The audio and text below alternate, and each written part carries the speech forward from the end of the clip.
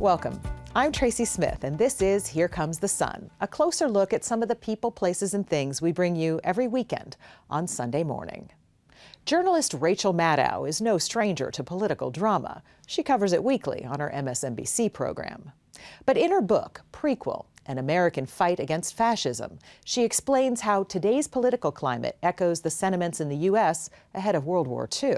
She's talking with Rita Braver. Do you think we are now seeing a resurgence of fascism in our country? I think we are seeing another iteration of the ultra-right.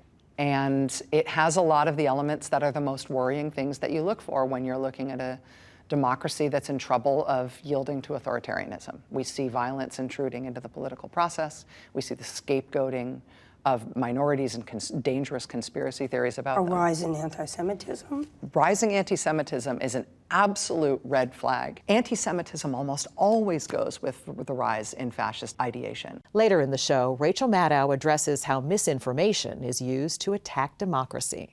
We are also seeing a new form of disinformation. Yes. I mean, a lot of people think of disinformation as something modern that comes to us over social media, but you're telling us, hey, this has been around for a long time and we need to be aware of it. It's another one of those key factors you look for when a democracy is really under attack.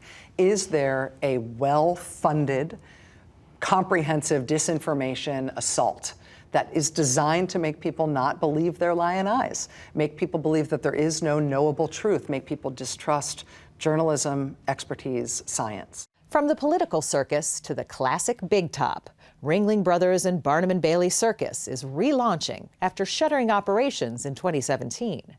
Martha Teichner shows us how the revamped show plans to capture the attention of 21st century audiences. The most death-defying acts the world has ever seen. And any heart-in-your-stomach act from the old Ringling, now it's exponentially more so. Instead of a single high wire, the Lopez family, Ringling veterans, are walking 3 at once, 25 feet up. That's all coming up right here on Here Comes the Sun. In her book, Prequel, An American Fight Against Fascism, journalist Rachel Maddow examines a rarely discussed part of American history, the rise of ultra-right beliefs in the United States ahead of World War II, a time when some sided with Nazi Germany. Rita Braver sat down with Maddow to explore the stories of extremism from 3/4 of a century ago and what we should learn from them today. It may be hard to fathom that some 20,000 Americans would gather under an image of George Washington for a pro-Nazi rally in Madison Square Garden in 1939. So this is just a tiny sample of what you've amassed. Yeah, my apartment it's a real mess of this stuff at this point. But Rachel Maddow has spent the last few years sifting through a ream of sobering stories for her new book, Prequel, An American Fight Against Fascism. It's a cautionary tale about threats to democracy set in the era of World War II. Not only were there lots of Americans who didn't want us to fight, but there was a lot of them who wanted us to fight on the other side. With the Germans, Nazis. with the Nazis. Maddow, who of course hosts a show on MSNBC, first explored the story in a series of podcasts focusing on surprising connections between Americans and Nazi interests. The organizational diversity of people who were on that side of the calculus ahead of World War II is shocking to me. Some of the most unsettling stories Maddow tells are of a nationwide network of underground pro-Nazi anti-Semitic groups, like one exposed by Arnold Eric Severide, who would become a renowned CBS News commentator. Eric Severide was a very young reporter when he uncovered what? The Silver Shirts. There was a group of very far-right extremists that were meeting secretly all over Minneapolis. They were forming themselves into armed cells all across the country to mount a war against the Jews and to set up a Hitler-style dictatorship here. This little bookshop is the California headquarters of the Silver Shirt Movement and Friends of the New Germany. And Severide infiltrated this group and basically decided, yes, they're crazy, but they're also serious. And this New York armory essentially became a supply depot for another anti-Semitic militia, the Christian Front. They had a captain on the inside in the 165th Infantry Unit that was willing to give them all this ammunition and cordite and hand grenade explosives, and they used it to stockpile bombs. What did they plan to do with it? That is why the FBI arrested them in mid-January 1940, the FBI. They thought they were only about 7 days ahead of the Christian Front plan to murder a bunch of congressmen, to firebomb and bomb a bunch of sites in New York City that they thought would be sensitive enough that they would set off essentially a race war. 18 people were charged with seditious conspiracy and theft of government property. And what happened? They got off. Either a hung jury or an acquittal for all of them. The way it was received was that was a Brooklyn verdict for some Brooklyn boys, that they were seen as being sort of hometown heroes, and being rabidly anti-Semitic, even violently so, was seen as a form of sort of patriotic anti-communism. And long before the internet became a conduit for disinformation, the Harmony Club, where Maddow and I sat down to talk, figured into a sinister attempt to demonize Jews. The Harmony Club is the second oldest private club in New York City. It was specifically a club for Jews who were restricted from entering the other private clubs.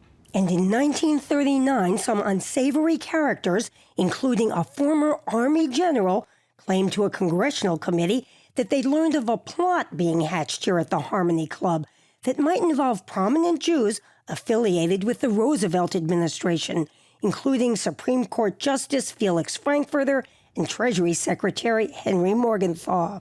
House Un-American Activities Committee, which had just started, heard from a pair of witnesses who brought them a story about this place. These guys came to Congress and said, those Jews are plotting a takeover of the United States to destroy the United States and put the Jews in charge, and we're here to blow the whistle on it. And it was all fabricated. Completely fabricated. And this conspiracy theory they hatched about this place, this room, was part and parcel of trying to turn Americans into feeling about the Jews the way Hitler was making Germans feel about the Jews.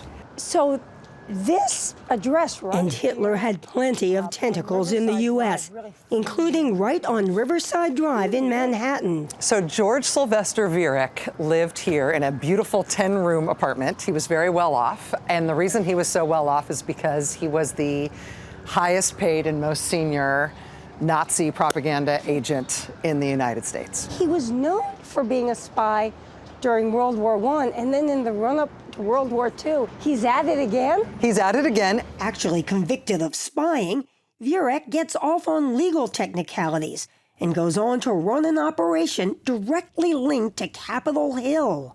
They'd get Nazi propaganda into the United States. They'd persuade a member of Congress or a senator to put his or her name on it, insert it into the congressional record. Once it's in the congressional record, they can send it out in bulk all over the United States. Maddow calls out World War II-era senators like Ernest Blundin of Minnesota and Burton Wheeler of Montana, as well as House member Hamilton Fish III of New York, as being in cahoots with Viereck. U.S. indicts its top fascists. But when the federal government finally indicts some 24 people, including George Sylvester Viereck and several congressional staffers, in a seditious conspiracy, why are none of the members of Congress indicted? Good question. A lot of pressure was put on the Justice Department by members of Congress who are implicated in this scheme. And even that case sputters. The trial is chaos, bedlam, a circus. The prosecution is actually presenting a pretty compelling case. And 7 months into it, the judge dies. That's right, the judge dies from a heart attack.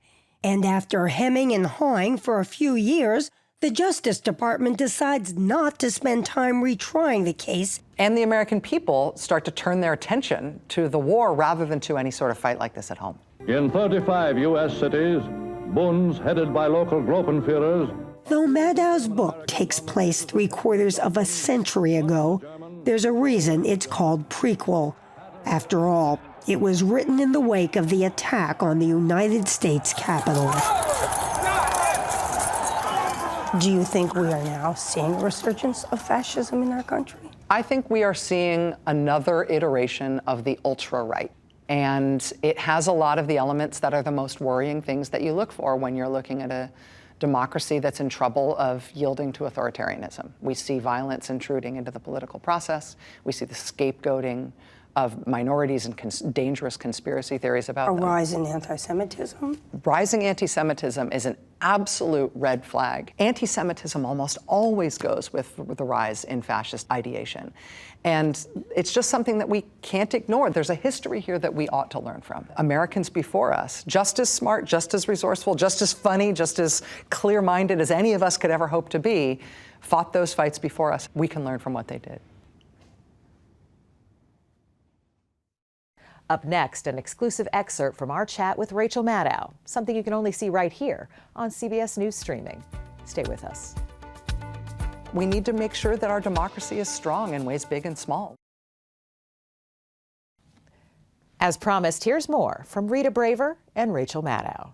You're saying here in your book that President Harry Truman hid evidence of the complicity of members of Congress of the U.S. with the Nazis. Why would he do that? He never explained himself. I wish he had. He definitely did that. You don't find any records of why? No. And Truman was very aggressively criticized for it. We found sheafs and sheafs of letters in the Truman Presidential Library of Americans writing to President Truman saying, "Are you kidding? John Rogge ought to be Attorney General and fire this guy, Tom Clark. Can't believe you fired this. What are you doing protecting these members of Congress?" John Rogge, in defiance of the higher-ups, actually starts spilling some of the information that's in this report, and he ends up getting fired. Yes. And, you know, John Rogge is in some ways a hero, but in some ways he's breaking some very important rules. Because it's now classified information. It's at least secret information. It's not cleared by the Justice Department to be public information, and he nevertheless makes it public, and that's not okay. The investigative powers of the Justice Department are only to be used for official purposes. We don't have secret police in this country. We don't have secret criminal proceedings. And so when Rogge decides, I'm gonna tell everybody anyway, he really is going rogue. And so you can judge him for that. And it makes sense that they fired him. But we can also understand his reasons for doing it. We are also seeing a new form of disinformation. Yes. I mean, a lot of people think of disinformation as something modern that comes to us over social media, but you're telling us, hey, this has been around for a long time and we need to be aware of it. It's another one of those key factors you look for when a democracy is really under attack. Is there a well-funded, comprehensive disinformation assault that is designed to make people not believe their lying eyes, make people believe that there is no knowable truth, make people distrust journalism, expertise, science? That is a way of dislocating people from what they know is true and right. So what do we need to do about that in this country as we see the rise of these kinds of elements again? I think we need to learn from the lessons of history. I think we do need to protect law enforcement, protect the Justice Department from political intimidation. I think we need to protect our real political system from the intrusion of violence from paramilitary groups, which are illegal everywhere in the United States, but we nevertheless have this proliferation of them. We need to protect people who are involved in even the lowest levels of politics from physical intimidation. We need to protect minorities, and we need to protect the Jewish community in America from the scapegoating that we are seeing and the attacks on them. We need to make sure that our democracy is strong in ways big and small. We need to make sure that people feel like the way you change things in this country is by voting and by working for political change, not by trying to bring about some sort of violent revolution.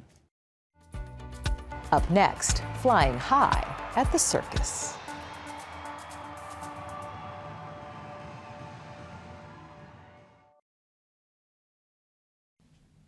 Welcome back. When Ringling Brothers and Barnum Bailey Circus packed up their tent in 2017, many thought the show was gone for good. Now the circus is on tour once again. Gone are the clowns and the controversial animal acts. Instead, this incarnation, for the TikTok generation, offers audiences a faster pace and bigger stunts. Here's Martha Teichner. Welcome, Wanderers, Wonderkins, one of a kind. Friends and family, children of all ages.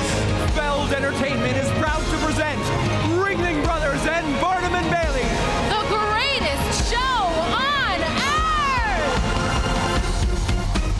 Welcome to the show. Back with the bang and we're ready to go. Not gone forever, as it turns out. After shutting down in 2017, Ringling Brothers and Barnum Bailey is back. Its relaunch in Bossier City, Louisiana, the first stop on a 2-year tour. There is no ringmaster. I think I'm sufficiently relaxed. The clowns aren't called clowns and don't look scary. And no, there is not one animal, unless you count a robot dog named Bailey. You're supposed to be charging. It's different, but still recognizably the American institution that P.T. Barnum created in 1871 and named the greatest show on earth. You know, every one of these costumes is a person. It was worn by a person, it was made for a person, and these people are my friends. And what was this one? This was Jonathan Lee Iverson's spec costume for Dragons. He was the last ringmaster. Donna Oak, head of Ringling's costume department and super circus nerd, can tell you who wore what and when. Every last spangle and sparkle and jewel, all the way back to the 60s. It's the company's history and it's the circus's history, and it's a good history. Stored in temperature and humidity-controlled warehouse space at the nearly 600,000 square foot headquarters near Sarasota, Florida, of Feld Entertainment, owner of Ringling Brothers since 1967. Everything is numbered, and it's about 10,000 costumes. The closing, she thought permanent, was for Oak devastating. I've gotten better about not bursting into tears. We are forevermore the greatest show on earth! But that gets me every time. It was Oh, must have been devastating. devastating. My history's here. My, 27 years of history of my life. Did you, in 2017, believe that the end was the end, or did you always know you were going to try to bring it back? We knew it was the end in the form that it was in. Kenneth Feld is chairman and CEO of Feld Entertainment. His daughter, Juliette Feld Grossman, is chief operating officer and producer of the circus. We started with a completely blank slate when we started to think about what is possible for the new Ringling. We were working with a 146-year-old business model. We had the two longest privately owned trains, each over a mile long, crisscrossing America. Wildly expensive to run, with nowhere to park anywhere near most venues, and no longer needed once Ringling bowed to decades of pressure to stop touring with animals. So, how to dazzle tech-savvy kids in 2023? Ringling's conclusion? We've got to create a show that moves at the speed of TikTok. And so every 3.5 seconds, approximately, we've got some kind of change in the music, in the video, in any of the elements in the space. The most death-defying acts the world has ever seen. And any heart-in-your-stomach act from the old Ringling? Now it's exponentially more so. Instead of a single high wire, the Lopez family, Ringling veterans, are walking 3 at once, 25 feet up. What they make it unique, the boys, they're gonna do something that never been done before, like to do a handstands on the bicycle on the top of the high wire without any safety harness. Maria Pontigo Lopez. Is it 10 times harder, 50 times harder, 100 times harder? I think it's 1,000 times harder. You want me to jump rope in front of Martha over there? Wesley Williams asked for a unicycle at the age of 6. And from then on, his dream was to perform with Ringling Brothers. In the show, he's riding the world's tallest one. How big is the tallest unicycle? It's 34 feet 6 inches tall. Wow. Which is taller than 3 stories, taller than a bus if you flip it upside down. And then there's AJ Anaya, whose family moved from Mexico to Denver when he was 5 and couldn't afford to buy him a bike. When we're moving around at really high speeds, flipping and twisting and just doing the tricks that we do side by side, one after the other, it is magical. Speaking of magic, this is the stick-on kind. These are Swarovski crystals, super sparkly. Wow. And each rhinestone on every costume within the whole show for 75 performers is applied by hand. How many is that? Guess. Tens of thousands. Hundreds of thousands of rhinestones. More than 500,000 a year. Ooh. There you go. That's terrific. I love it. So we have 18 countries. We have 8 different languages. Casting and performance director Giulio Scatola went around the world to audition performers.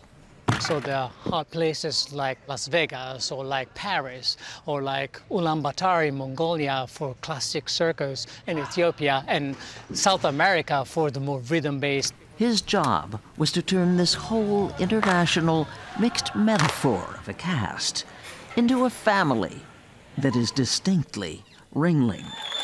And so it seems he did. Drum roll, please. Just before their first show, the drummer, Styx, got the family good and fired up. This is our show, this is our time, and on the count of 3, we're gonna say welcome to the show. You ready? Yeah! 1, 2, 3, welcome to the show! And with that, Ringling Brothers and Barnum Bailey, now 152 years old and counting, catapulted into the future. I'm Tracy Smith. Thanks for joining us. We'll see you here next time on Here Comes the Sun.